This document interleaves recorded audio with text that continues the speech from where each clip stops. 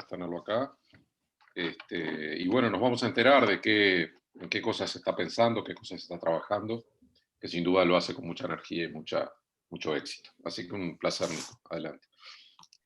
Bueno, muchas gracias. Está buenísimo estar acá, como dije, con tanta cara conocida. Y bueno, les voy a contar un poco de un método de aproximación para distribuciones cuasi estacionarias.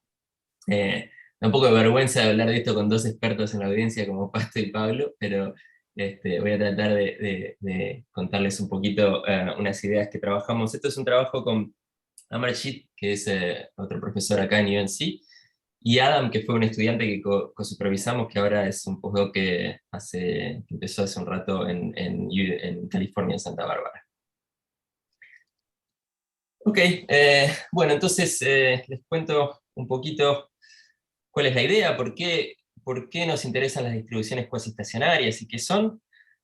Bueno, para fijar ideas, miremos un espacio finito, que le vamos a llamar delta, acá, eh, y un estado borde, que pueden ser varios, pero los agrupamos todos en el cero, y el resto lo vamos a llamar el interior, y miramos una cadena de marco que es absorbida en este borde, ¿no? Una vez que entras al estado cero, no salís más de ahí.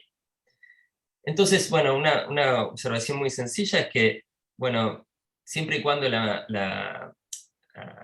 espacio sea irreducible y haya un estado con el que pueda llegar a este cero, la distribución estacionaria siempre va a poner toda la masa en la absorción, porque eventualmente, si uno espera lo suficiente, la cadena pasa por este X y después alguna vez es absorbida, y entonces en el límite toda la masa está ahí en ese estado, ¿no? Pero bueno, si lo que nos interesa es un poco ver qué pasa antes de que la cadena sea absorbida, entonces esto no nos ayuda mucho, ¿no? Porque justamente pone toda la masa ahí, pero nos gustaría tener una noción de, bueno, antes de ser absorbida pasa mucho más tiempo en el estado X que en el estado Y, o bueno, cómo es eso asintóticamente, y bueno, eso es por lo que necesitamos la idea esta de distribuciones cuasi estacionarias, que lo que haces esencialmente es condicionar a que en tiempo n todavía no fuiste absorbido. Entonces la probabilidad de estar en un estado X, dado que no fuiste absorbido, bueno, si empezás con esa distribución, es la misma, ¿no? Entonces es como estacionario, pero estacionario condicional a no haber sido absorbido. ¿Sí? Y bueno, no es tan sencillo como el caso estacionario puro, pero también bajo ciertas condiciones uno tiene que esto es un límite también.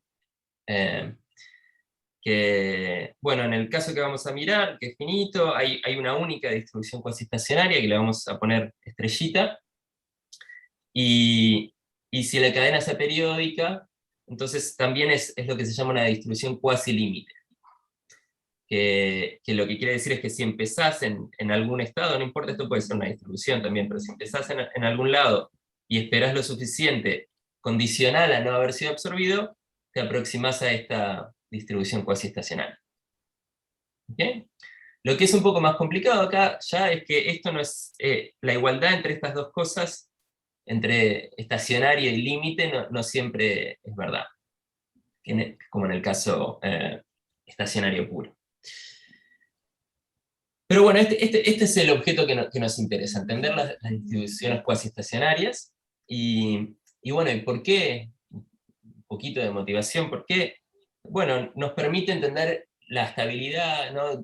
Cómo se comporta el sistema antes de ser absorbido. Y unos ejemplos de cómo puede ser esto importante.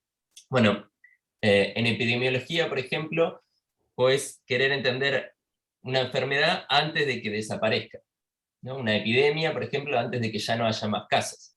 Eventualmente, en el límite, la enfermedad capaz que desaparece, ese es el borde, ¿no? Una vez que no hay ningún individuo infectado, no se van a infectar, no van a contagiar a nadie, pero te interesa saber la distribución antes de que pase eso.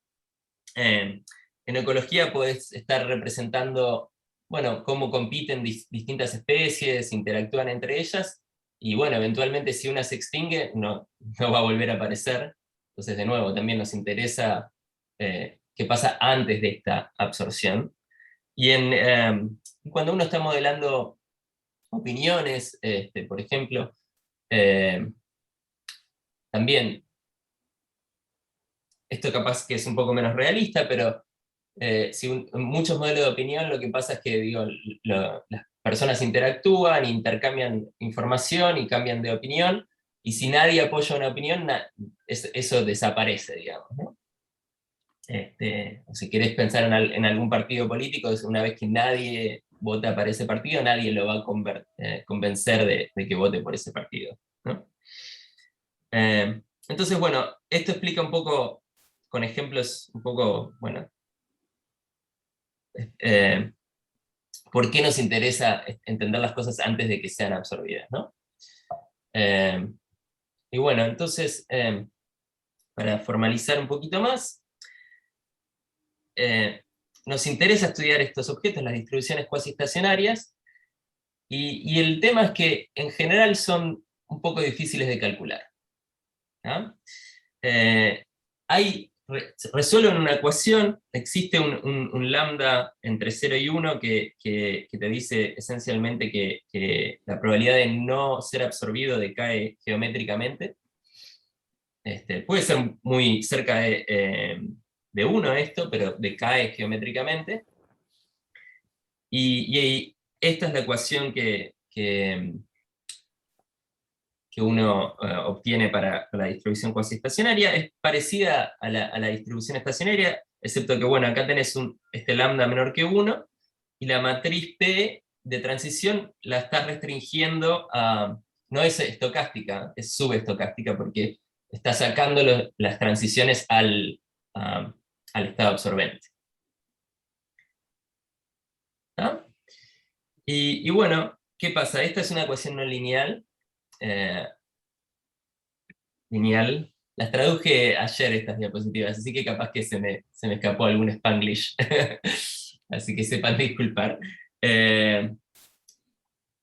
Y bueno, y puede tener algunos casos donde es difíciles de resolver. Uno bastante fácil de justificar es, bueno, cuando el espacio es grande, estos métodos, por ejemplo, son cuadráticos o cúbicos para encontrar estas soluciones, entonces se vuelven computacionalmente imposibles. O también tu matriz puede ser mal condicionada y entonces los métodos numéricos te pueden dar mucho error. ¿Ah? Esencialmente lo que estamos encontrando acá es un autovector, ¿no? Este es un valor propio de la matriz y este es el vector propio. Bueno, entonces, ¿qué pasa? Estos métodos a veces no funcionan bien, y entonces hubo mucho interés en aproximar estas distribuciones vía simulaciones, ¿no? Vía métodos estocásticos. Y bueno, los dos métodos más conocidos son el proceso los procesos de Fleming-Biot, que esencialmente evolucionan un sistema de partículas y aproximan la distribución cuasi-estacionaria con la medida empírica de estas partículas. Y el otro proceso que es bastante conocido es el proceso de Aldous, Flannery y Palacios, que se puede entender como una caminata al azar reforzada, donde, bueno, lo voy a explicar en más detalle, pero la idea es que visitas más los estados que ya visitaste, ese es el refuerzo, digamos, ¿no? Donde ya estuviste, volvés a pasar por ahí un poco más, y ahí aproximas la distribución cuasi-estacionaria con la medida de ocupación de este proceso. O sea, mirás la trayectoria histórica y te fijas dónde estuviste. ¿Ok? Entonces, para explicar estos dos con un poquito más de detalle, el proceso de Fleming-Biot tiene n partículas, n típicamente es bastante grande, y cada una evoluciona siguiendo la matriz de transición P independientemente. ¿Ok? Y Cuando una de estas partículas salta al borde, es absorbida, no queremos seguirla evolucionando, se va a quedar ahí en el borde, la volvemos a reemplazar en el interior usando la posición de otra partícula. Elegimos otra partícula al azar y le copiamos la posición. Esa es la dinámica del proceso, y se puede probar bajo ciertas condiciones, y Pablo sabe mucho más de esto, que la medida empírica, o sea, pongo una masa 1 en la posición de la partícula I en tiempo n, si promedio sobre todas las partículas, esto converge a la distribución cuasi estacionaria. Bueno, es un límite en dos cosas, ¿no? O sea, en este caso, primero hay que hacer que el número de partículas sea infinito y que el tiempo sea infinito. ¿Sí? Y a veces ese juego es un poquito complicado cuando el espacio, por ejemplo, no es finito y en casos más complicados. Pero bueno, la principal ventaja de este método es que si tenés muchas partículas vas a explorar el espacio más rápido. Porque, bueno, tenés una por acá, pero tenés otras por allá, y entonces descubrís y explorás todo el espacio de una manera más rápida. En el método de Aldous, Flaherty y Palacios tenés una sola partícula, que también evoluciona siguiendo la cadena con transiciones P. La diferencia es que cuando salta al borde, suponete que salta al borde en el instante t, en el instante n+1, entonces la volvés a poner en el interior en una posición que visitaste en los n pasos anteriores. Elegís uno de los pasos anteriores y copiás la posición en la que estabas ahí. Y acá también se puede probar que uno... ¿Sí? Si los visitaste todos, los elegís uniforme. Elegís un tiempo, si querés, sí, es uniforme. Elegís un tiempo en el pasado y copias esa posición. Lo que estás haciendo es justamente reforzar o elegir con más probabilidad los estados donde estuviste más tiempo. No es uniforme entre los estados. Porque si vos Claro, no es uniforme en los estados, es uniforme en el tiempo que elegís. Justamente la ventaja de esto es que está reforzando, estás aprendiendo, digamos, que pasaste más tiempo acá, entonces querés seguir pasando más tiempo acá. Y bueno, uno puede probar que la medida de ocupación ahora, no la medida empírica, o sea, esta es una medida histórica en el tiempo, ¿no? Miro en tiempo 0, en tiempo 1, sumo, hago el promedio de todas esas posiciones, y eso converge también a la distribución cuasi estacionaria, casi segura. Y bueno, ¿cuál es la ventaja de este otro método? Es justamente ese refuerzo, ¿no? Que es como que, si querés, uno puede pensar que aprendés más rápido la distribución, ¿no? Porque donde pasás más tiempo empezás a poner más masa, ¿no? Nico, ¿puedo hacer una pregunta? Sí, por favor. Porque en el otro método, el de Fleming-Biot, también pasa algo parecido, solo que lo pones en un estado donde estuvo otra partícula y también es más o menos uniforme en el tiempo, ¿no? No es como Lo pones en donde parecido. está, sí, son parecidos, pero lo pones exactamente donde está ahora. Ahí va. Ah, está, ok, ok. Ah, está. O sea, que no mirás la historia de las otras partículas. Acá cuando, para atrás, acá cuando salta es la posición de otra partícula en ese instante. Ahí va. Pero tenés muchas Si esa y por partícula, dónde por están. ejemplo, suponete que copias la posición de esta partícula, pero esta partícula pasó un montón de tiempo en otro lugar, esa información vos la perdiste, digamos. No Claro. la estás usando. Sí, ok, está. Sí, no, como que no me imagino que puedan ser demasiado distintas, pero te creo. Está, gracias, perdón la interrupción. Bueno, no, son parecidas, y de hecho un poco lo que quiero hablar es la idea de combinar un poco estos dos. Ah, ahí va. Que es lo que hicimos con Adam y Hammershit. La idea es combinar un poco las dos cosas, usar varias partículas porque vas a explorar más rápido, pero además aprovechar la historia del proceso, no solo usar la empírica, sino aprovechar que si una de esas partículas estuvo paseando un montón por este lugar, usar esa información y decir, bueno, entonces la distribución cuasi estacionaria tiene que poner más masa acá, ¿no? Que eso es lo que uno podría decir que Fleming-Biot no está aprovechando la historia del proceso. Y bueno, entonces la idea es muy sencilla, las pruebas no son tan sencillas, se vuelve un poco complicado, pero la idea es muy sencilla del proceso, es las partículas van a interactuar con la medida de ocupación combinada de todo el sistema. ¿Qué quiere decir esto? Que, bueno, en particular, si vos tenés, yo qué sé, digamos acá transiciones muy fuertes, y este es el absorbente, partículas que estén atascadas acá, igual están reforzando digamos, la aproximación de la distribución, mientras que otras pueden estar explorando todo el espacio. Que por ejemplo, si tenés una sola partícula, capaz que se atasca acá un montón, y perdés la masa que tendrías que tener acá. ¿No? Justamente la idea de esto es ¿qué pasa cuando tenés como varios pozos, o varios estados donde te quedás mucho tiempo? Con una sola partícula, lo malo del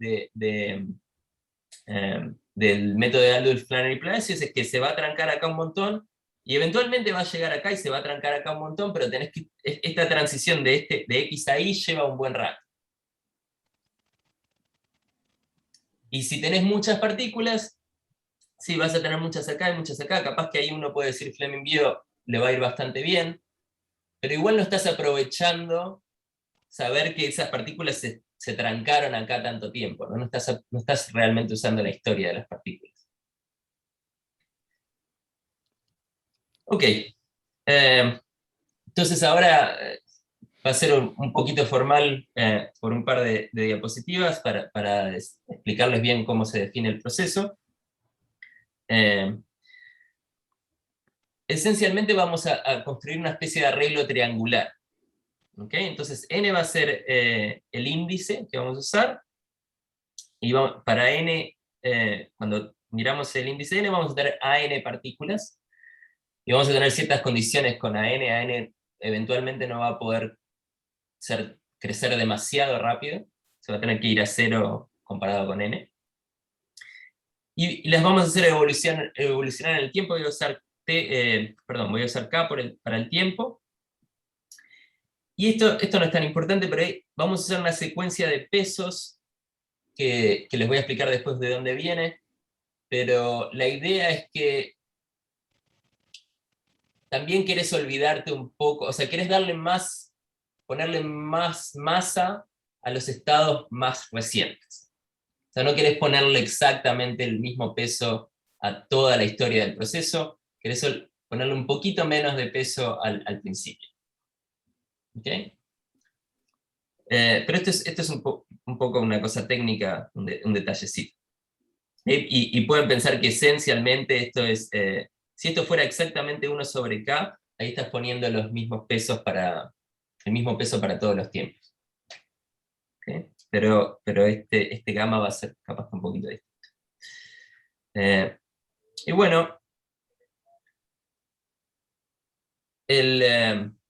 esta es la notación. Vamos a tener el n es del arreglo triangular, va a ser, ¿no? La partícula I en tiempo K es esta X, y esto es un estado en el interior.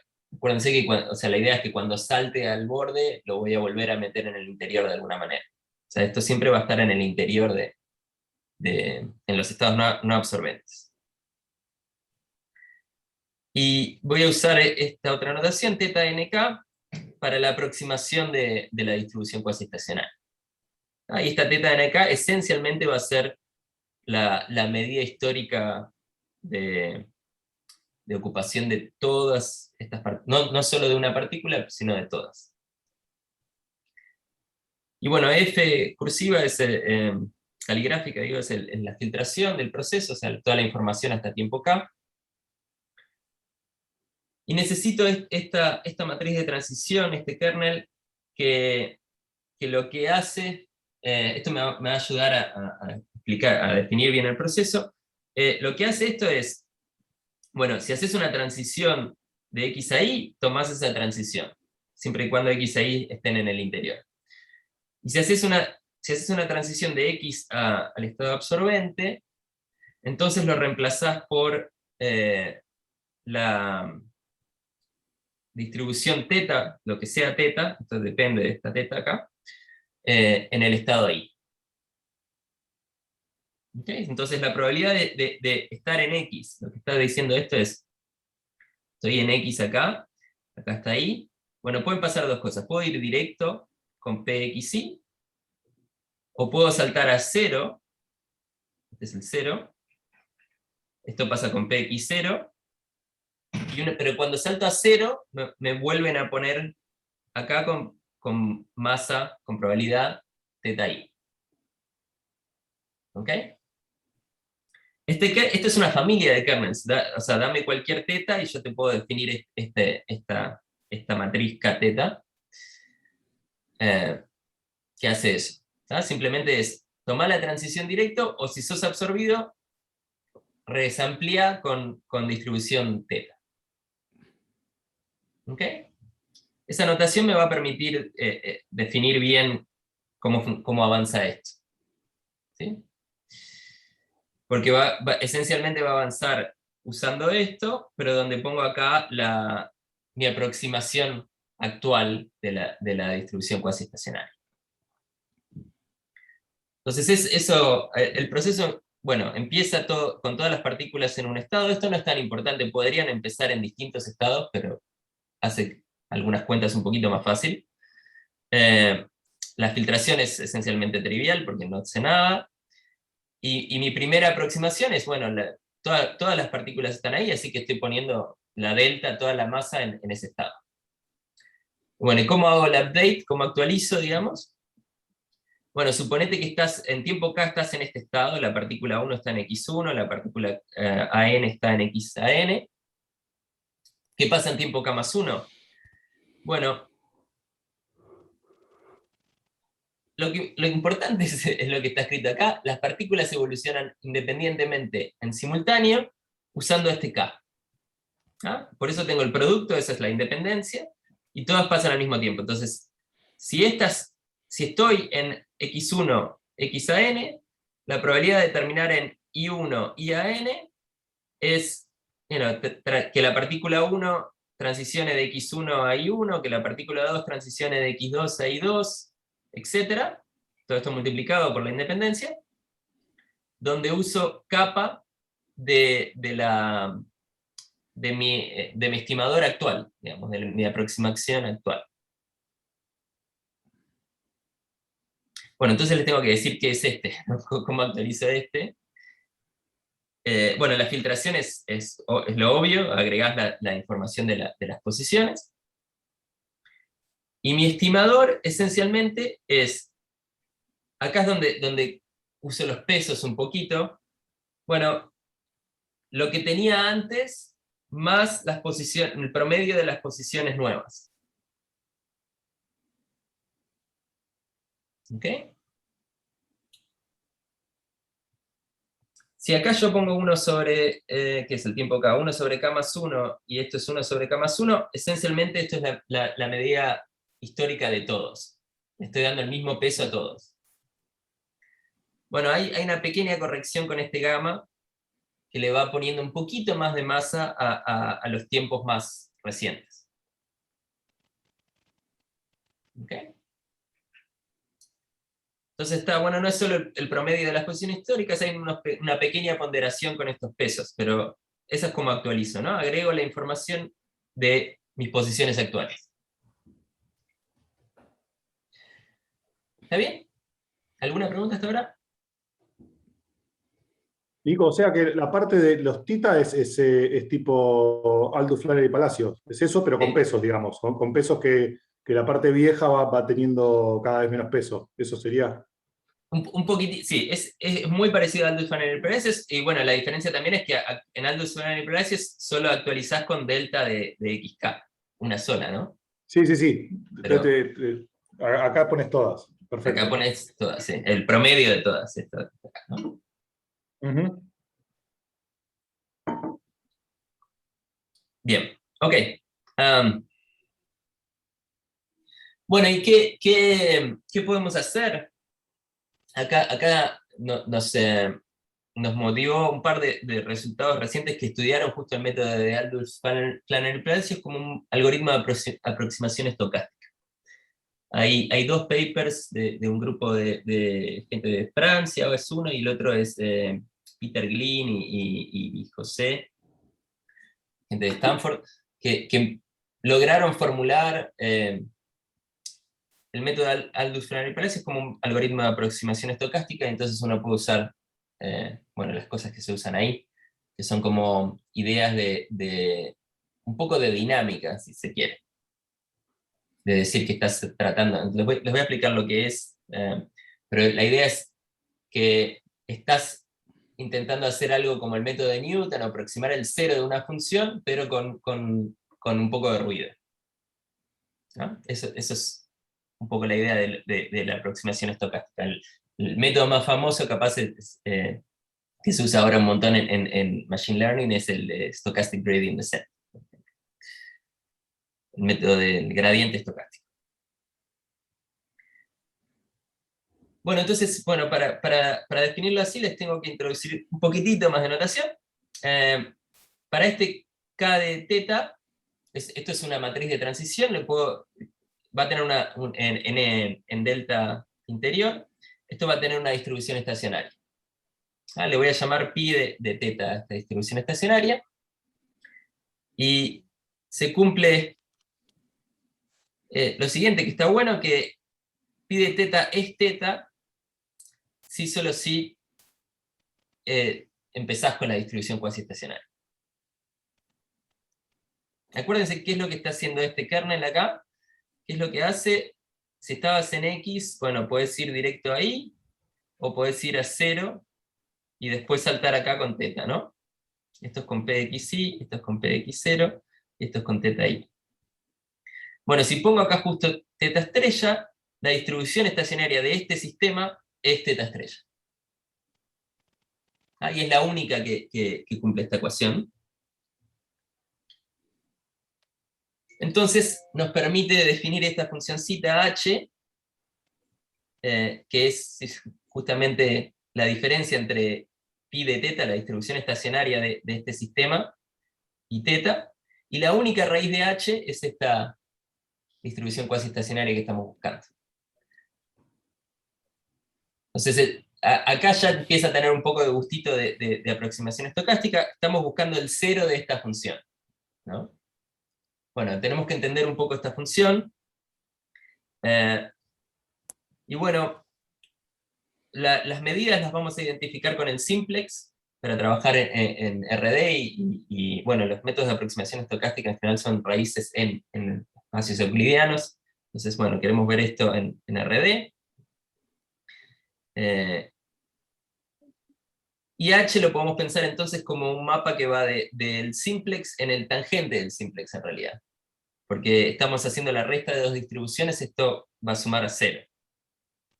La suma de todas estas coordenadas, esto suma 1, cuando sumo me queda 0. Entonces se puede entender un poco como el tangente del simplex acá. Y este mapa es diferenciable, y no solo eso, sino que el jacobiano es Hurwitz. Yo no sabía lo que quería decir Hurwitz en realidad. Capaz que, no sé, en la escuela, en los cursos de sistemas dinámicos que yo tomé en la licenciatura, a esto le llamamos estable, no Hurwitz. Pero esencialmente es que el sistema lineal con esto es estable, o sea, la parte real de todos los valores propios es negativa. Entonces todo se va al 0, si querés, o al punto fijo de esto. Entonces eso es eso, ¿no? ¿Eso es cuando mirás la parte proyectada sobre el simplex, o es la H entera? Esto es cuando lo mirás directamente del lineal, ¿no? O sea, del tangente en tangente, pensándolo como mapa lineal, esto es estable, que es que la parte real de los lambda es negativa para todo esto. No, Pero es estable en como sistema ecuaciones dinámico. diferenciales Eso. estás diciendo que todo se va que de alguna manera las trayectorias van todas al origen, ¿no? Bueno, claro, H no es lineal, pero la idea va a ser aproximarla por esto, y si esto tiene un atractor, y bueno, con un poco de suerte podemos decir que H también converge de esa manera. Ok. Bueno, ¿cómo podemos reescribir esa fórmula que teníamos para teta usando H ahora? Bueno, resulta que la podemos reescribir así. Acuérdense que era siempre, bueno, la aproximación anterior más, bueno, en realidad era 1 menos gamma k, pero eso lo voy a absorber acá. La aproximación anterior más gamma k, cierto update, que era el promedio de las posiciones en ese tiempo. Y bueno, para que ese promedio lo pueda comparar con H, esencialmente tengo que agregar un error donde sumo y resto cosas y lo absorbo ahí. Y ese error es esencialmente esto. El promedio de las posiciones menos la distribución estacionaria. Acuérdense que H era, ¿no? H de teta era pi teta menos teta. Cuando pongo esto acá, bueno, estoy esencialmente sumando y restando esta. ¿Ah? Pero la idea es que este promedio, cuando estoy restando esto, va a estar cerca de 0. Es un error pequeño. ¿Ah? Porque estas son las posiciones nuevas, y el promedio de las posiciones nuevas no debería estar demasiado lejos de mi estimador tampoco. Entonces lo quiero pensar como una evolución de esa manera, con unos pequeños errores o ruidos. Y bueno, cuando uno tiene, esto es el formato típico de una algoritmo de aproximación estocástica, y uno puede, bueno, les voy a contar un poco cómo se hace, pero uno puede probar que θnk aproxima la raíz de h a medida que evoluciona en el tiempo, y la raíz de h era la distribución cuasi-estacionaria. Y un detallecito que ahí empiezan a jugar los pesos un poco, y es típico de estos algoritmos de aproximación estocástica, es que estos pesos, bueno, esta serie tiene que diverger, pero el cuadrado tiene que converger. Es como que querés que los pesos se vayan achicando a medida que te vas acercando, ¿no? Empezás como dando pasos un poco más grandes, pero cuando te empezás a acercar, suponete que este es tu target, ¿no? Cuando te empezás a acercar no querés dar pasos grandes porque te alejarías, ¿no? Entonces, pero si los das demasiado chicos, también es un problema porque demorás demasiado en llegar, digamos. Ese es típico de los algoritmos de aproximación estocástica, que estos pesos tienen que balancear esas dos ideas. De que se tienen que ir achicando cuando estoy cerca, no quiero dar un gran paso, pero tampoco quiero que sea demasiado chico porque si no, no llego más. ¿Ok? Bueno. Y otra cosita que es un poco distinta acá es que, bueno, para cada n fijo, esto es un algoritmo, cuando evoluciona acá, el tiempo, esto es un algoritmo de aproximación estocástica, entonces lo que tenemos realmente es un arreglo triangular de algoritmos de aproximación estocástica. Y bueno, entonces la pregunta es parecida a Fleming-Bio. ¿Qué pasa cuando las dos cosas tienden a infinito, ¿no? Cuando el tiempo y el número de partículas tienden a infinito. Y entonces nos vamos a centrar en lo que escribimos como θn, que es tiempo n y a n partículas. ¿Ah? Nico, me confundí un cacho, porque la cuenta que estabas haciendo vos antes era con tiempo igual a infinito, ¿no? era la invariante de un sistema comparado con la cuasitacionaria, ¿es así o no? ¿O La era invariante la del evolución en sistema el tiempo? apareció para definir esta H y escribirlo de esa manera, pero el sistema no usa o sea, es como un artefacto que usamos para reescribir el sistema. Pero no... Ok, pero el método de aproximación estocástica que tenías escrito antes, ¿quién era el que, o sea, quién era el parámetro que se movía, el que daba la convergencia a la raíz? El K, que es el tiempo, digamos, ¿no? Ah, es el K, o sea, es el K, perfecto. No, me confundí yo entonces. O sea, uno puede, si dejas n fijo, digamos, uno puede agarrar más o menos resultados que ya están y decir, bueno, esto va a converger a la raíz. Digo, hay que probar las hipótesis y tal, pero uno puede decir que esto converge a la raíz para un n fijo. Pero eso es decir, bueno, aproximo con una cantidad fija de partículas. Ok. Es decir, bueno, agarro 10 partículas y hago este combinado de Aldous, Flannery y Palacios, y funciona. Pero me interesa poder decirlo cuando el número de partículas también crece. Perfecto. Entonces, esto anterior es cuando es para n fijo, estabas estudiando la convergencia del equilibrio. Sí. Perfecto. ¿Ah?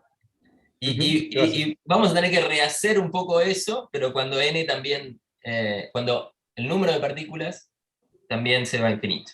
Esa es la idea.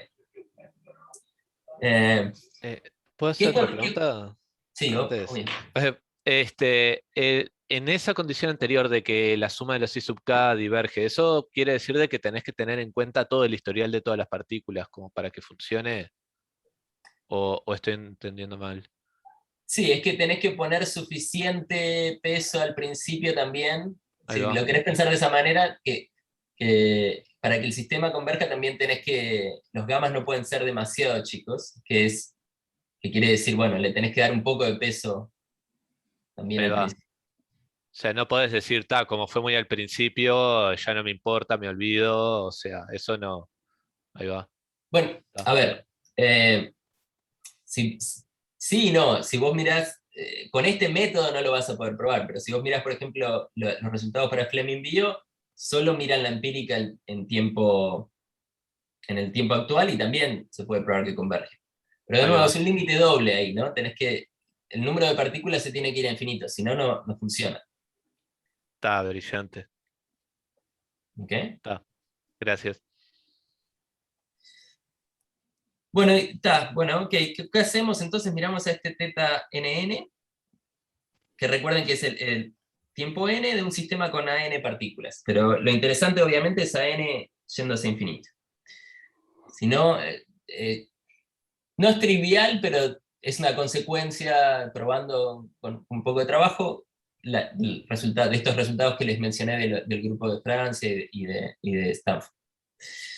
Espera, Nico, perdón, hincho un poco de vuelta. No, dale. Con n igual, si tomás n igual a 1, ¿no es Aldous, Flannery y Palacios el método? N igual a 1 es Aldous, Flannery y Palacios con unos pesos un poquito distintos. Y Aldous, Flannery y Palacios converge a la coestacionaria. O sea que, en realidad deberías converger para todo n a la coestacionaria, lo que te debería mejorar es el orden, una cosa así, ¿o no? Claro, bueno, eso lo voy a mostrar un poco con simulaciones y voy a hablar un poquito de la tasa de convergencia, pero sí, esa es la idea.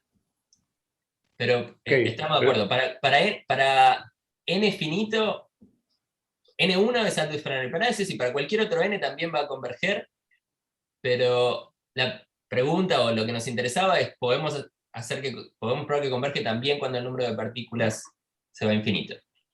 Bien. Y ver si esto tiene alguna ventaja, porque para Fleming Bio necesitas que el número de partículas sea infinito, si no, si no tenés un bias, ¿no? Totalmente. Sí. Ok, bueno, entonces probamos con Amarsit y Adam que incluso cuando el número de partículas sea infinito, esto converge a la distribución cuasi estacionaria, y conseguimos tasas de convergencia que bueno, dependen esencialmente depende un poco de qué tan al final, qué tan adelante querés estar, pero si tomás un alfa y querés algo que valga para entre n alfa y n, por ejemplo, si tomás, yo que sé, un medio, esto es entre raíz de n y n, sabés que esto decrece como k a la beta, donde beta es otro exponente. Y este beta obviamente depende del alfa que elijas, y bueno, y de todo el proceso en realidad. Pero es positivo. ¿Ok? No parece ser mucho esto, pero resulta que esa tasa de convergencia es crucial para probar no solo convergencia, sino un teorema central del límite. Si no tenés esta tasa, el teorema central del límite, bueno, no sé, nosotros no lo supimos hacer al menos, pero me parece que no se puede hacer. ¿Ok? Entonces, bueno, les quiero contar eso, que es para mí el resultado un poquito más interesante todavía, que es que tenemos un teorema central del límite para este proceso. Y bueno, también acá hay unos detallecitos, los pesos le vamos a pedir algo más, y el número de partículas, para esto casi que no hay condiciones, para la ley de grandes números casi que no hay condiciones en el número de partículas, pero para el teorema central del límite no podemos tener demasiadas partículas. Y bueno, las condiciones son estas dos. El número de partículas sobre n se va a 0, o sea que mirás tiempo n, pero el número de partículas es little log of n, ¿no? Es asintóticamente más chico que n. Puede ser n sobre log n si quieren, digo, puede ser muy cerca de n, pero se tiene que ir a 0. Y los pesos, acuérdense que los pesos gamma k eran como esta gamma estrella sobre k esencialmente. Bueno, esta gamma estrella tiene que ser más grande que 1 sobre L, donde L es acuérdense que esto es estable, quiere decir todos los valores propios son negativos. Entonces uno puede conseguir una cota superior de todos los valores propios que es negativa. Es esta menos L. Y bueno, gamma estrella tiene que ser más grande que 1 sobre L. Hay que también es poner un poco más de peso al final, pero es un detalle. Y bueno, y si uno pone sigma de esta manera, bueno, piensen que gamma n era este gamma estrella sobre n, entonces esto es muy parecido a ANN, que es la variabilidad que tenés en la cantidad de partículas, de posiciones que estás mirando, porque estás mirando AN partículas por n instantes de tiempo. Entonces en teta estás poniendo masas puntuales en toda esta cantidad. Es razonable pensar que la varianza va a ser de este orden, ¿no? El square root de cuántas variables estás sumando. Y bueno, y si normalizamos por eso, efectivamente, bueno, restamos el límite, nos queda una normal multivariada, y podemos caracterizar la varianza con una ecuación un poco fea, pero bueno, que es la ecuación de Lyapunov, que está acá, donde U además, no la escribí, es un poco fea porque la fórmula de esta ecuación es linda si quieren, y se sabe resolver fácilmente, pero U estrella es un poco fea, depende de las correlaciones, de los errores, y bueno, hay unas fórmulas ahí. Pero podemos explícitamente calcular la varianza en el teorema central. ¿Ok? Bueno, entonces, esos son los resultados que probamos esencialmente. Me gustaría contarles un poquito, un poco de tiempo, capaz contarles un poquito, sin entrar en un montón de detalles, ideas de la prueba. ¿Ok? Nico, ¿nos podés repasar quién es el gamma estrella? Sí. Gamma estrella... No, perdón, Gamma creo que K. el gamma N quiero saber, sí. Esto O sea, es gamma estrella sobre K, y algo que creo que le llamé en estrella, déjame ver acá cómo le llamé, creo que le llamé en estrella. En estrella, Sí. pero en estrella no me acuerdo qué era. Sí, que es para normalizar esencialmente. Acá. No, me interesa porque te está dando, es el que te da el orden de la convergencia, ¿no? En estrella es esencialmente la constante esta más 1. Ahí va. O sea, podés pensar que esencialmente tenés gamma sobre k más gamma. O sea, los pesos decrecen como 1 sobre K con alguna constante que anda dando vuelta. Sí. ¿Es así? O n, bueno, n, ¿no? N todo esto, sí. De gamma n, entonces gamma n es esto con n, ¿no? Ok. Tengo una pregunta, Nico. Sí. Pablo. ¿AN tiene que ir a infinito o también te funciona este teorema cuando AN es 1 K, una constante? Funciona para constante, sí. Pero, Ese caso sería Fleming-Biot, entonces incluye Fleming-Biot del otro lado, digamos. no, perdón, para n, para el tiempo. AN, A sub n, ADN, digo. Sí, pero el número de partículas constante no es Fleming-Biot, sería como varios. No, el número de tiempos. No, en el tiempo se tiene que ir a infinito. Ok. El tiempo se tiene que ir a AN infinito. es el número de tiempo que estás mirando para atrás. No, AN es la No, cantidad de partículas. AN es el número de partículas. AD. Yo siempre miro, fijo el tiempo n y Está necesito bien. a n Pensar, también. perdón, me confundí, lo tengo que pensar de nuevo. No incluye Fleming-Biot. Lo que sí incluye es una cantidad finita de Aldous, Flanery y Palacio, si quieres. Que bueno, ese caso se puede probar bastante más sencillo de lo que hicimos, me parece. Pero uno no necesita tanta artillería, me parece. Pero está. Bueno, entonces les Sí. cuento un poquito. Perdón, Nico. Entonces, una pregunta. ¿Los que tienen peso bajo son los más viejos, ¿no? ¿O al revés? ¿Los que tienen peso de orden 1 sobre n son los estados más viejos o los últimos? Bueno, todos tienen pesos de orden 1 sobre n, porque acordate que estás haciendo, que el update es k más 1 es 1 menos gamma k, zeta nk, más gamma k, lo nuevo, ¿no? Que es el promedio de las delta x y poner. Y en tiempo, ¿qué es k? Así. Entonces, claro, acá todas estas de acá tienen peso 1 sobre k esencialmente. Pero, o k más 1 tengo que poner acá, creo. K más 1, k más 1. Estas de acá tenían peso 1 sobre k, pero lo estoy multiplicando por 1 sobre menos 1 sobre k más 1. Me queda esencialmente 1 sobre k más 1. ¿No? O sea, Okay. Sí. O sea que tiene mucho peso la parte muy vieja. bueno, es un poco menos que todos tengan el mismo peso. En Aldous, Flanery y Palacio todos tienen el mismo peso. No importa si es al principio o si es al final. ¿No? Sí. Sí. Cuando pongo un gamma que es un poquito más chico que 1, empiezo a ponerle menos peso, porque se van multiplicando estos gammas, empiezo a ponerle menos peso al principio.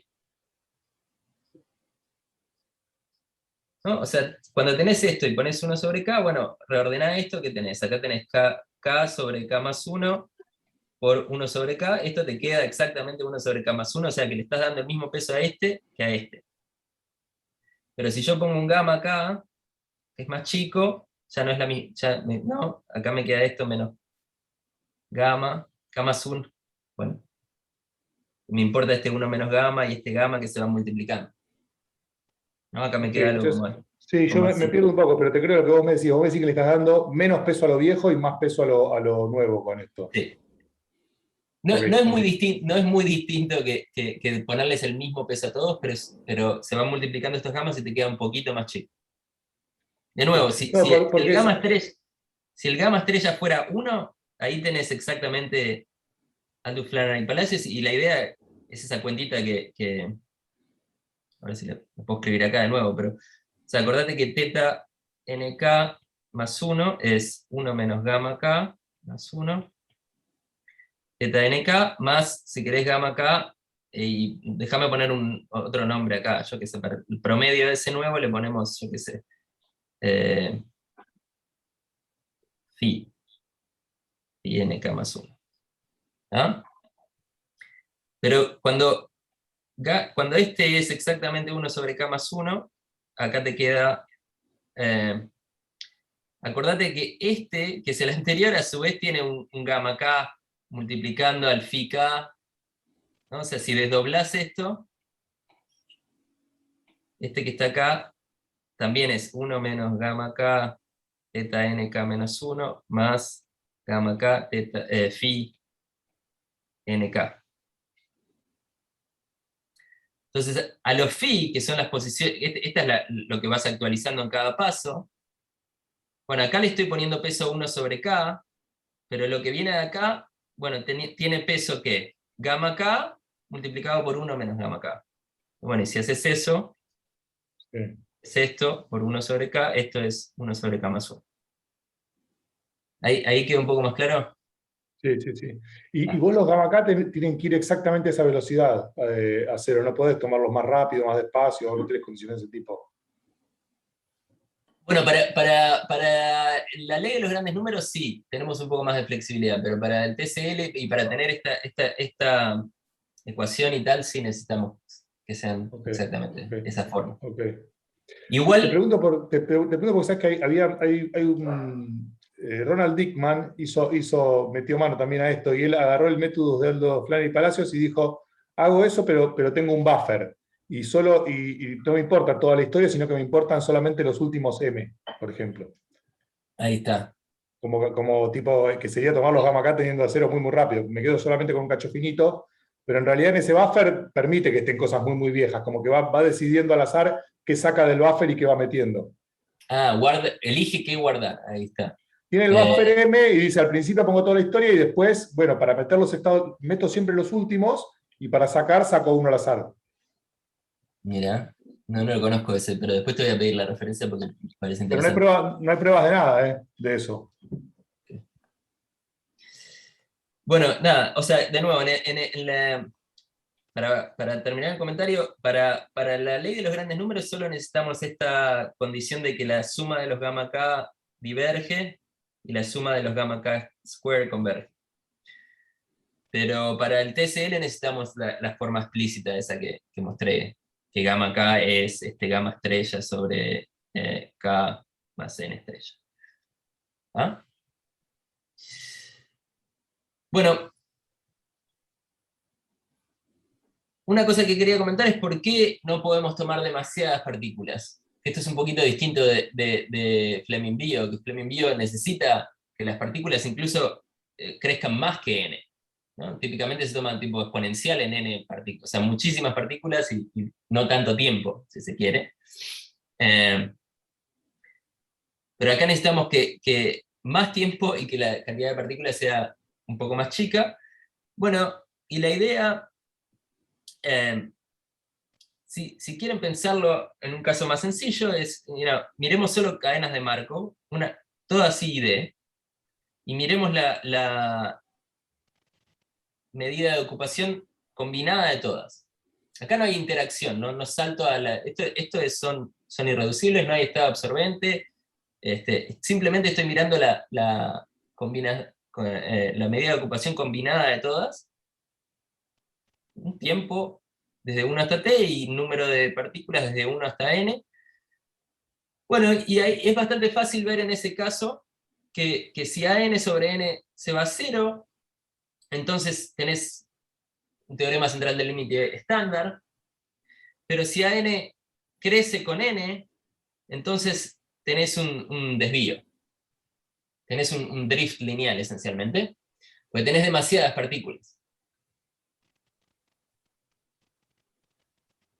Y entonces no llegan a estar todas estacionarias, si se quiere, de alguna manera.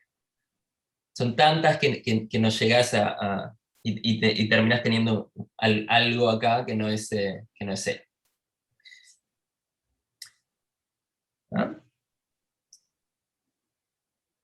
Ok, bueno, entonces, no sé, Nico, decime, ¿qué tengo? ¿5 minutos más, capaz? O... Sí, tranqui. 5 minutos más va bien. O sea, si me decís que tenés 25 minutos más, vamos a tener un problema. Pero... Bueno, no. Cuento un poquitito de cuál es la idea capaz de ¿Cómo se prueba un poco esto? Bueno, la ley de grandes números es esencialmente esta idea de aproximar ecuaciones diferenciales, capaz que empezado por Kurtz hace un montón. Acuérdense que tenemos este mapa H, y esto es una idea bastante estándar en aproximación estocástica. Cuando tenés este mapa H, podés definir la ecuación diferencial del flujo inducido por H, que es esta que está acá. Acuérdense, H es diferencial, etc. Bueno, y podemos definir la solución phi t de mu. O sea, si empiezo en mu, le llamo phi t al flujo. Si empiezo en x, le llamo phi t al flujo de esta ecuación. Y resulta que la distribución cuasi estacionaria es un punto fijo atractor global de este sistema. Ahí es donde empieza a jugar la estabilidad del jacobiano, y que esto era un punto fijo bueno, que h de esto era 0. Es un punto fijo atractor global. Lo que quiere decir es esencialmente que, bueno, existe un alfa, y bueno, y depende de qué tan negativos sean los valores propios, qué tan rápido es esa convergencia, o sea, ahí está el L ahí, pero que te aproximas exponencialmente rápido a ese punto, si seguís el flujo. O sea que, si uno mira esto, acá está teta estrella, empiezo con una distribución mu, y bueno, y sí, voy haciendo algo así. O bueno, no tiene por qué girar, ¿no? Pero digo, ese es el dibujito de ecuaciones diferenciales que todos vimos muchas veces, ¿no? Y se va acercando exponencialmente. Y bueno, ese es el flujo. La idea es probar que nuestro sistema está cerca del flujo. No es el flujo, porque no es una ecuación diferencial, estamos haciendo updates discretos, pero este update discreto va a ser algo como, bueno, empiezo en mu, después voy acá, después voy acá, después voy acá, y con un poco de suerte puedo probar que si miro esta trayectoria va siguiendo la trayectoria del flujo. ¿Ah? Y bueno, ¿cómo se hace eso? Bueno, defino una interpolación lineal. Quiero hablar de trayectorias continuas, entonces en vez de teta k y teta k más 1, bueno, interpolo lineal, defino los tiempos estos que dependen de los pesos, y interpolo linealmente de esa manera, ¿no? En tiempo tk estoy en k, en tiempo tk más 1 voy a estar en k más 1, y en el medio interpolo linealmente entre uno y otro. Y en el espacio S0, que son las funciones continuas con convergencia uniforme en compactos, resulta que esta trayectoria continua se aproxima al flujo. ¿Okay? Y lo que es importante acá es que sea uniformemente en n. O sea, que importe, para todas las partículas lo puedo hacer a la vez, digamos. Y bueno, hay una definición, no me importa demasiado, pero que formaliza esa idea de aproximar, que es la pseudo-trayectoria asintótica. Que es que, bueno, unas funciones son una pseudo-trayectoria asintótica si esencialmente estoy acá, bueno, me puedo mover con el flujo, phi, puedo moverme con el flujo desde un tiempo u, desde el punto en el que estaba, si este es x, bueno, vamos a llamarle xk, por ejemplo. Son continuas, pero vamos a llamarle xk, es xk. Me puedo mover u por el flujo, o me puedo mover con mi función, lo que sea, hasta, bueno, quiero hacerlo continuo, así que voy a hacer un poquito, perdónenme acá un poquito. Supónganse que esto es en tiempo t, puedo empezar de xt y moverme u, o puedo mirar xt más u.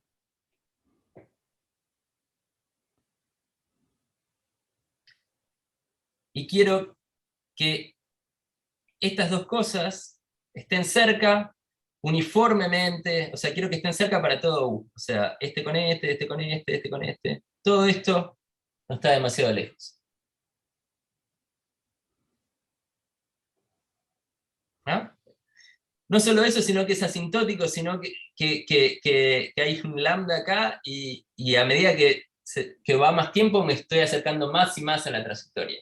La idea es este dibujito de acá, ¿no? O sea, si esto se va a ir acercando al límite, yo quiero estar cada vez más cerca, más cerca, más cerca del flujo.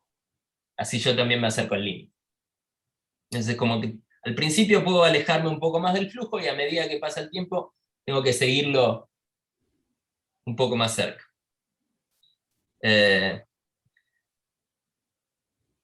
Y bueno, esa es un poco la noción fundamental. Y para probar eso, yo creo que voy a cortar por acá un poco, pero bueno, uno tiene que descomponer el algoritmo, el ruido lo tenés que descomponer en un término que es una diferencia de martingalas, y otro término que uno puede probar que se va a hacer. Y ahí uno controla un poco las cosas. Voy a terminar entonces mostrándoles un par de simulaciones nomás. A ver si puedo ir a esa diapositiva. Entonces acá está. Esta es una cadena de Markov en 10 estados nada más, sencillita, porque podemos calcular la distribución cuasi estacionaria exacta. Hay un pozo que es, hay un estado absorbente que es este, ¿no? Una vez que estoy en 0, solo me quedo en 0, y puedo ir a 0 desde acá, o desde acá, de los dos extremos, ¿no? Del 1 y del 9, si quieren. Puedo saltar al 0. Y después hay estados pozo, que si mirás son este y este, que la mayoría del tiempo me quedo ahí, ¿no? Porque con probabilidad 0,8 me quedo acá, con probabilidad 98 me quedo acá, con probabilidad 0,8 me quedo acá. Entonces, si uno mira la distribución cuasi estacionaria, tienen bastante más masa en estos lugares que en el resto, que son 0 algo, ¿no?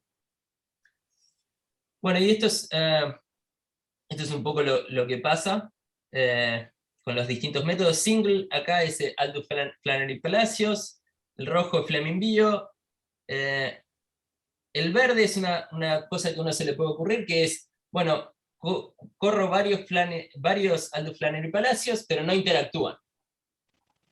Simplemente los promedio. Corro 10 de ellos y los promedio.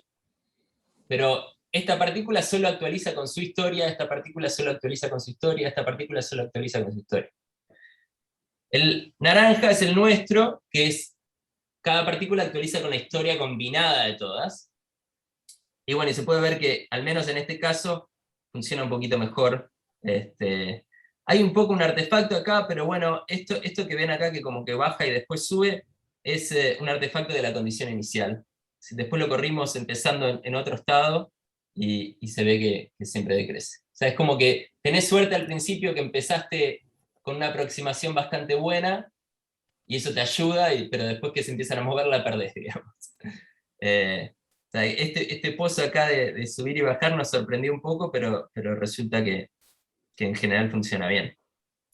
Y bueno, este es un poco el setup donde pensamos que esto va a funcionar bien, que es, tenés varios pozos, por lo cual necesitas varios, te sirve tener varias partículas, porque si tuvieras una sola se va a quedar trancada en un pozo mucho tiempo.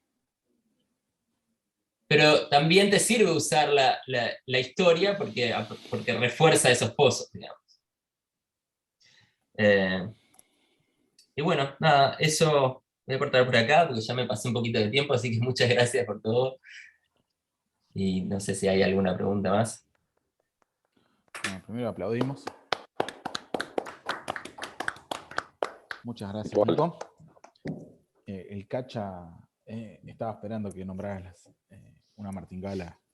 Sí, Muy sí. ansioso de comer. Los métodos son en las pruebas hay que usar martingales un montón. Se prueba que esencialmente bueno, se usa como el compensador, se queda una diferencia de martingalas, y se prueba que lo que resta es muy chiquito y uno lo puede controlar. ¿Y en TCL también usas TCL de Martingale o...? Usamos es un poco más complicado. A ver, capaz que puedo mostrarte la idea, que es esta de acá. Bueno, acá ya tengo, digamos, la dinámica. Acordate que esto era el error o el ruido, lo descompuse en este, que es la diferencia de martingalas, y en este, que es el resto, que es chiquito. Ah, Y la idea es usar la linearización. Entonces uno puede pensar, uno aproxima esta evolución por mu, que tiene una evolución mucho más sencilla, que es mu k más el gradiente en vez de h. Esta es una evolución lineal, esta es una recursión donde multiplicas por una matriz, esencialmente. Y este es el término que es una diferencia de martingalas. Entonces, uno prueba el TCL para este, que es un poco más fácil, y prueba que la discrepancia, que lo que queda, se va a cero en probabilidad. está bien. Tengo una pregunta. Dale.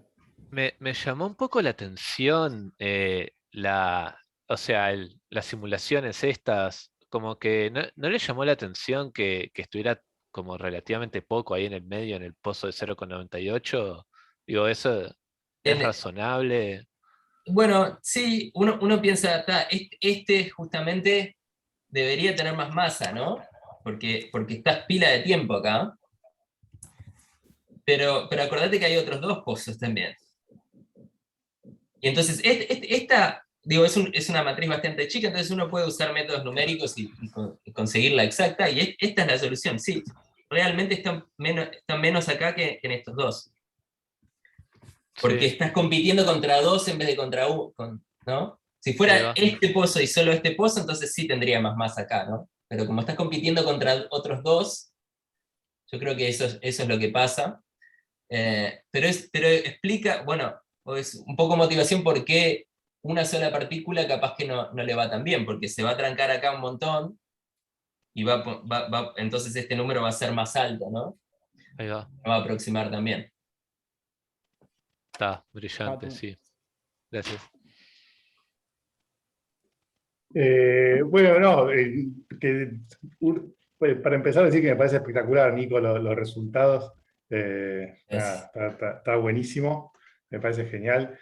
Con Pablo bueno, yo aprendí de Pablo todas estas cosas, que estuvimos pensando mucho tiempo en estas cosas, y para empezar, bueno, a mí por lo menos nunca se me había ocurrido esto de mezclar, hacer un cacho y un cacho, hacer un poco de Aldous Flannery Palacios y un poco de Fleming-Biot, y parece que, por lo que estás diciendo, que nada, que dan mejores resultados que cualquiera de los dos por separado. Y O aparte sea, con también demostraciones. les mostré la mejor simulación, ¿no? Uno puede encontrar cadenas donde claramente si pones, por ejemplo, un solo pozo, te va a ir mejor con Aldous Flannery Palacio, porque una vez que entres ya, ¿no?, empezás a reforzarlo más. Pero en este tipo que me parece bastante razonable, donde hay varios estados con más masa, digamos, varios pozos, parece irle mejor. Y entonces la pregunta en relación a eso, porque viste que cuando vos tenés metaestabilidad, hay como una relación con todo esto, que viste que tenés metaestabilidad, que es un poco lo que estás diciendo vos, que tenés los pozos, Sí. y mismo que aunque no tengas una cuasi estacionaria, pero es medio parecida la situación, como que tenés un pozo que tardás mucho en irte al otro, y que también es difícil ahí calcular la medida invariante, como que por ahí estas cosas se podrían ayudar también en esas situaciones, en situaciones de metaestabilidad. Sí, una cosa que queríamos hacer era mirar esto para casos, pero se vuelve bastante más, más desagradable para mí, mirar casos de difusiones y procesos continuos. A mí me gusta más discreto, yo me siento más cómodo con las cosas discretas, pero No, pero tenés metaestabilidad discreta también. Hay en cosas discretas de metaestabilidad. Igual está bueno lo continuo también. sí, sí. Bueno, yo tengo millones de preguntas. Después si querés, por ahí arreglamos para seguir charlando. Pero te tiro un comentario más, que es que, viste que Aldous Flannery Palacios, ellos en realidad estaban más interesados en los procesos de urna. Sí. y se me ocurre que estas cosas que estás contando vos, que también puede servir para obtener resultados mejores en procesos de urna, ¿no? O sea, ¿se podría aplicar? Un buen comentario, no se me ocurre ahora una manera directa de pasar, sí, de cómo lo hicieron ellos. Tendría que mirar de nuevo el paper de ellos y ver si hay algo donde uno puede pensar en urnas donde capaz que estás tomando varias bolas a la vez y actualizando, ¿no? Como algo así, como si fueran varias urnas a la vez. Claro, en el fondo esto es como una especie de es un esquema de urna complicado, pero es un esquema de urna al fin, Sí. ¿no? Bueno, nada, eso. Gracias. Sí, realmente muy interesante esto porque no se nos había ocurrido mezclar estas dos cosas. De todas maneras, en Fleming Biot vos tenés que hacer un límite cuando t va a infinito, ¿no? Para encontrar la medida casi estacionaria. Sí. Acá, si vos tenés AN partículas y estás mirando a tiempo n, ponele que AN es n y tiempo n es n cuadrado, en realidad me gustaría más mirar el número de partículas como n. Sí. Tenés una relación así, de alguna manera estás haciendo también un límite cuando el tiempo se va a infinito, digamos para atrás, ¿no? Y estás haciendo una especie de límite de cesado pesado en el tiempo. Es decir, que de alguna manera lo que estás haciendo es la convergencia de Fleming-Biot al equilibrio mirada en un límite temporal, creo.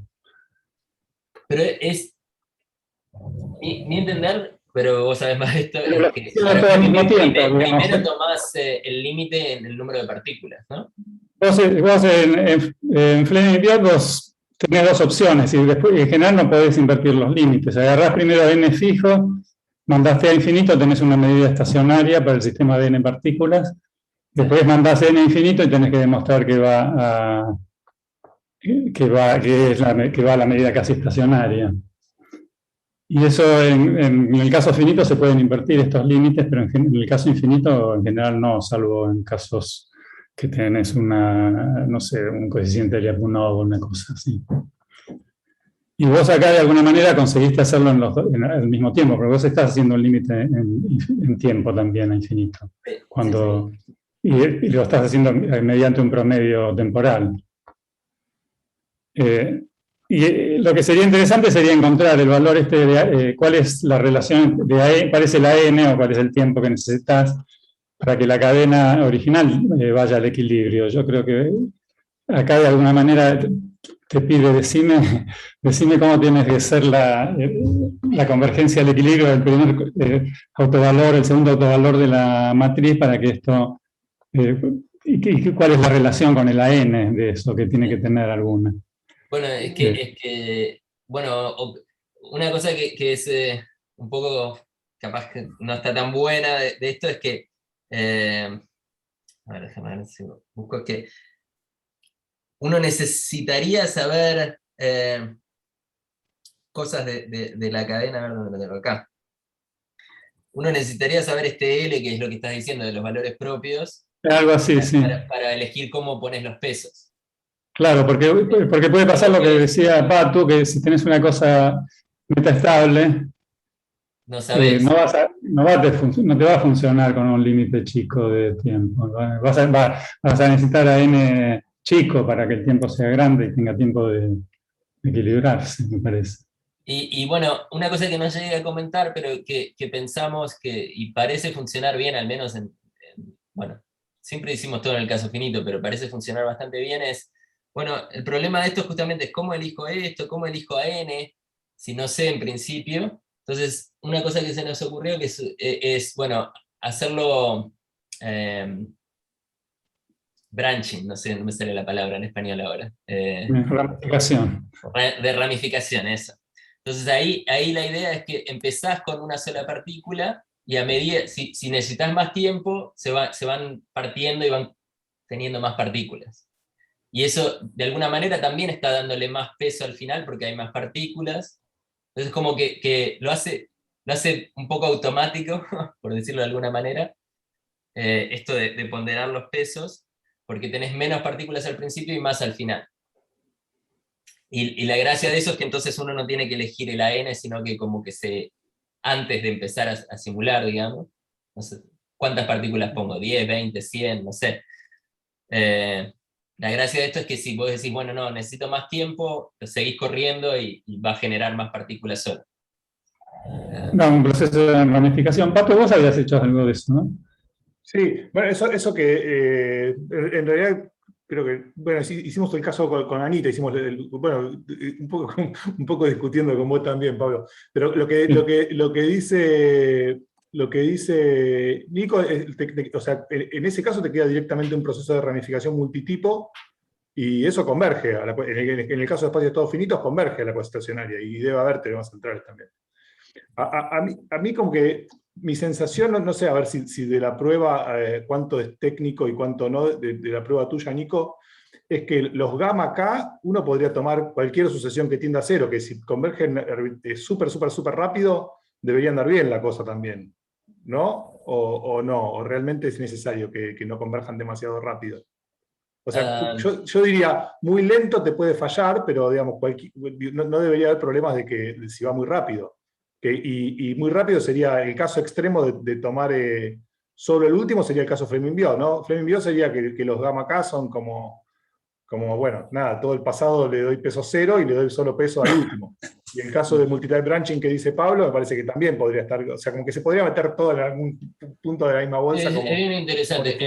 En los métodos que usamos, que son ideas esto de aproximación estocástica, necesitas esa condición de que el gamma por lo menos diverja la serie de los gammas. O sea, que tampoco puede ser demasiado rápido, pero bueno, eso me parece que puede ser un artefacto de la prueba, sí. Capaz que hay alguna manera de...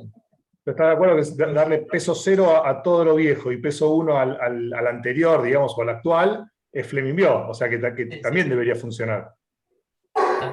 Y lo que contás vos del multitype branching, como que también en espíritu está ahí en el medio, ¿no? Es como tenés una cantidad exponencialmente grande de partículas, le estás dando un peso, digamos, exponencialmente más grande a lo reciente y a lo último. Y de Dickmann que yo te decía, me parece que en espíritu también es como que los pesos decaen geométricamente, ¿no? Como que si estás cada paso en el pasado, tu peso es...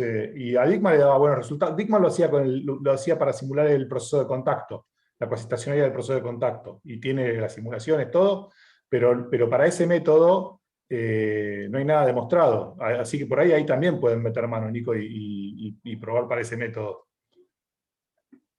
Está bueno, voy a mirar. Capaz que podemos charlar más tarde. Sí, a full. Sí, solo un último comentario. Aldo, Flanner y Palacio se puede ver como un proceso de ramificación multitipo también, que es lo que ellos demuestran en el artículo. Porque vos, cuando vos sos absorbido, elegís un punto hasta ser absorbido de nuevo, ¿no es cierto? Elegís un punto dentro del pasado hasta ser absorbido de nuevo. Y todos los puntos esos que vos visitaste hasta ser absorbido de nuevo, los podés pensar como los hijos de esa ramificación, en ese momento, de esa persona donde caíste. ¿Ok? Y entonces eso se te ramifica y por eso converge ese método. Esa es la demostración de ello. Vale la pena mirarla y interpretarla, que no es inmediato interpretarla, pero al final se entiende. Vale la pena, creo. Yo estoy levantando la mano, perdone. Dale. Me parece extraordinaria esta posición. Simplemente quería señalar con respecto a la observación de Pablo, está muy basado en el algoritmo de gradiente estocástico y se muestra que la convergencia de los pesos tiene que ser lenta, de tal manera que la serie diverja, y convergente al cuadrado, para poder tener las herramientas de diferencia martingale. No en este caso, estoy hablando del algoritmo de gradiente estocástico tradicional. Y claro, lo que es más interesante de esta exposición es que en el fondo también esto podría tener repercusiones sobre sobre familias de gradientes estocásticos, es decir, la incorporación de partículas vistas aquí, como, es decir, se incorpora como un gradiente estocástico, la incorporación, el promedio empírico en el tiempo, pero uno podría pensar de manera abstracta si en realidad esto no es sino una teoría de gradiente estocástico para muchos problemas de gradiente estocástico, porque al final uno toma la diagonal, toma K y N, que es como la diagonal, y establece la convergencia. Entonces, a mí me parece que quizás también se usó el gradiente estocástico para darle un contexto a esta convergencia, pero uno podría pensar, pero los métodos que tengo a lo mejor se pueden aplicar al contexto de gradiente estocástico en donde aparecen K y N, es decir, aparece el tiempo y aparece N que diría que indexa a uno de los gradientes estocásticos. Es algo que podría ser muy interesante. Simplemente sin entrar en las consideraciones ya de medidas cuasiestacionarias que tienen que ver con el problema tal. Y repito, cuando uno se pone en el contexto de cuasiestacionario, de gradiente estocástico, los pesos tienen que diverger en la suma. También pasa en recocido simulado. Es exactamente, no tiene que bajar la temperatura de manera lenta para poder llegar al mínimo, pero de tal manera que el cuadrado converja. Entonces, por eso esos esquemas de recocido simulado, el logaritmo de t, etcétera, etcétera. Eso es lo que está aquí con la suma de las gamma k infinito y suma de gamma k al cuadrado finito. No sé, era ese comentario. Está buenísimo el comentario. Yo no estoy tan familiarizado con la literatura de gradiente estocástico, pero está, capaz que alguien ya pensó en estas cosas, pero está buena la idea de hacer el algoritmo, ver si funciona, digamos, de alguna manera y si se gana algo usando aproximando con el promedio del gradiente de varios puntos o algo así, ¿no? Que sería un poco la idea. Sí, exacto. Muchas gracias. Bueno, más comentarios, preguntas. Ya lo acribillamos bastante, Nico. Así que... no, buenísimo. No. Además, siempre es un placer que haya preguntas. Bueno, muchas gracias, Nico. Te aplaudimos y corto la grabación. Dale.